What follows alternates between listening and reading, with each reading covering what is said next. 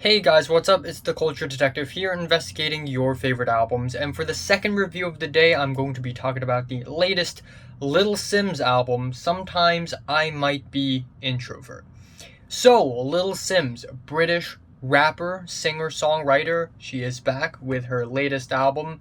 2 years ago, she released Gray Area, and it is easily one of the best rap albums I've heard in 2019 and also the entire decade. I mean, it's just got really good beats, got really good instrumentals, really good performances, nice introspective lyrics. It is very solid, very consistent, and it is just a surprisingly just solid album, the most solid of all solid rap albums. And now she is back with even grander instrumentation and a longer track list with more ambition, more flavors, more tunes, and this album is as exciting as ever. With more ambition also comes more interludes, and in this album we have multiple interludes where Lil Simz sort of creates this musical theater thing where she essentially plays a character and she speaks back to herself, and then she plays another character, and it's very showy and theatrical. And I know this may, put some people off, throw some people off, but I still think it is a very interesting and very bold stylistic change for this album. But anyways, the first few tracks of this album are absolutely immaculate. The album opens off with Introvert, and holy shit, oh my god, this track is actually amazing. I was just in shambles when I listened to this track the first time. I was just blown out of my mind. My mind was blown to pieces. This track is friggin' masterpiece. I'm telling you, it's such a cinematic opening. It's got grand horns, passionate guitars, swirly strings, an angelic choir, marching drums. It is as grandiose as it can ever get, and we have very dramatic lyrics about kingdoms, churches, wars, and ultimately it all comes down to Lil Simz trying to find her identity and sort of her struggle with that. And I just find this incredibly beautiful and just such a wonderful and astounding way to open off the album. Then it is followed with Woman, which is very different in flavor and style. It is a relaxing and jazzy fun track with nice soft vocals provided by Cleo Sol.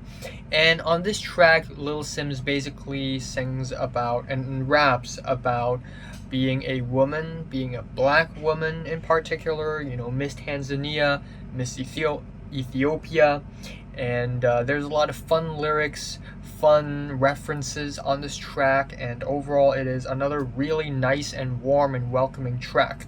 Then it is followed by Two Worlds Apart, which is a laid back, sweet track with some really nice soul samples, and ultimately it is about two worlds being apart. There's a love and there's the hate. I love the crispy sampling of this track. I like how Lil Simz' flow and delivery change so drastically from the dramatic album opener to something more toned down in the third track. It just goes to show that she has a very dynamic range. And I love how this track basically transitions to I Love You, I Hate You, which is the two worlds apart. Love and hate. I love you, I hate you.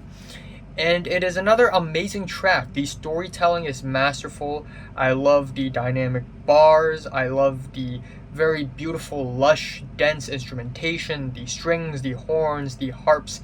In a sense, this track really reminds me of some of the most lush Kanye West works in the early Kanye West eras, like Late Registration, in particular the track Diamonds from Sierra Leone, which I know is a track that samples Diamonds Are Forever, the James Bond theme song, and the strings, the horns. It just all kind of calls back to that in a really warm and welcoming way, I guess. Lil Q Part 1 is an interlude which leads to Lil Q Part 2, where Lil Simz walks down a memory lane, and as the memory lane goes, she recalls her childhood, her influences, how she's brought up, and rightfully so. We have some child chorus on this track, which is really nice, really well sampled, and how this track sort of shows that Lil Simz has always been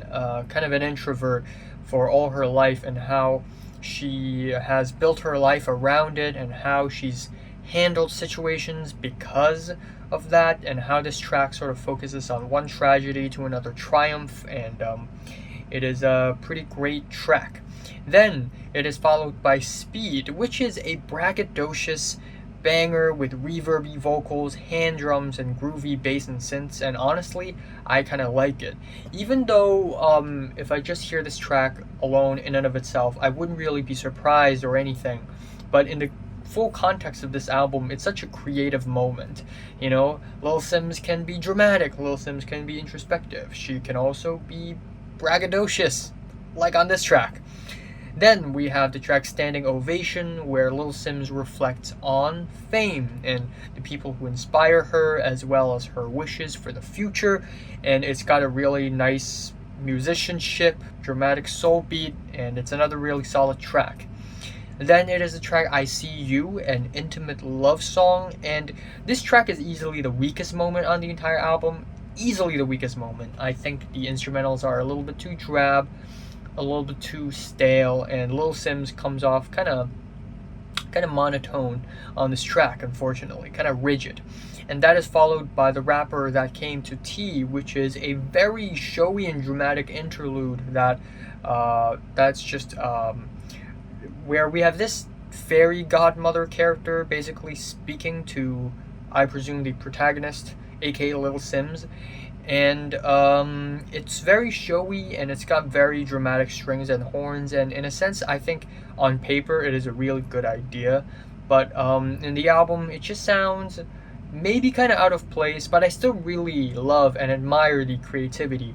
I like how Lil Simz really brings out the poshest of accents on these interludes, and I actually find it kind of funny.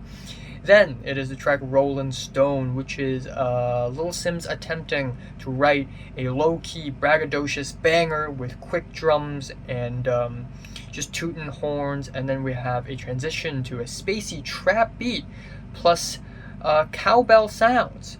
Wow, what am I listening to? What? And yeah, even though I wouldn't say I love this track, I'm just really happy that Lil Simz is attempting stuff like this and basically packing them all in one album. There are just so many sides to this album.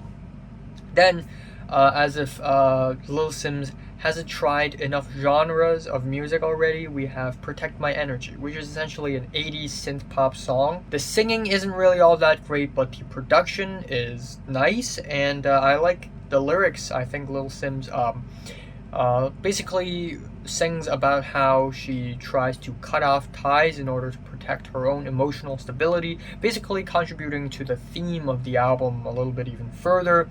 Then it is track Never Make Promises, another very theatrical interlude where this time we have these vocal group chants which give a really raw moment, and that sort of transitions to two very raw tracks, Point and Kill featuring Obong Jayar, and I love it. I love the Afro beat, I love the hand drums, the subdued bass, I love the rapping. It has so much personality to it, and it has a very smooth and perfect transition to the next track, Fear No Man, with the funky drums, the very fun, playful group vocals, the old school synths. The instrumentals is incredibly flavorful, and definitely a highlight of the album.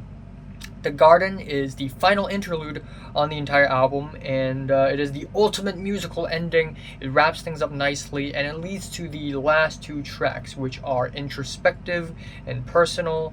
The former is How Did You Get Here, which is a very beautiful song with crispy drums, warm pianos, and soft vocals. And the last track, Miss Understood is easily the most quiet and introverted track on the album. It's solemn, we have some introspective lyrics and themes, and also a simple piano. And while instrumentally it doesn't explode, grandiose, or anything, I still like that Lil Simz wrapped this album up in this way. Basically, sometimes I might be introvert. Starts off super dramatic, ends off kind of subtle and quiet, and I kind of like that.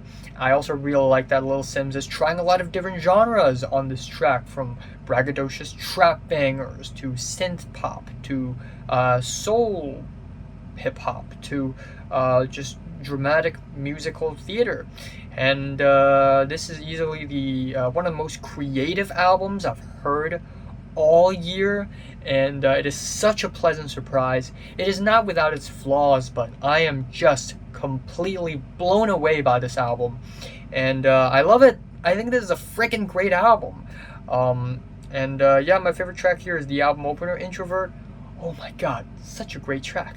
Least favorite track here is I See You. I'm giving Lil Simz Sometimes I Might Be Introvert a decent 9 out of 10. It is that good. It is that freaking good. So, have you listened to this album, rolled it in? How much did you rate it? Like it, and subscribe if you want more. Thanks for watching. Also, I've given 4 albums a very positive score. All of them are strong 9s.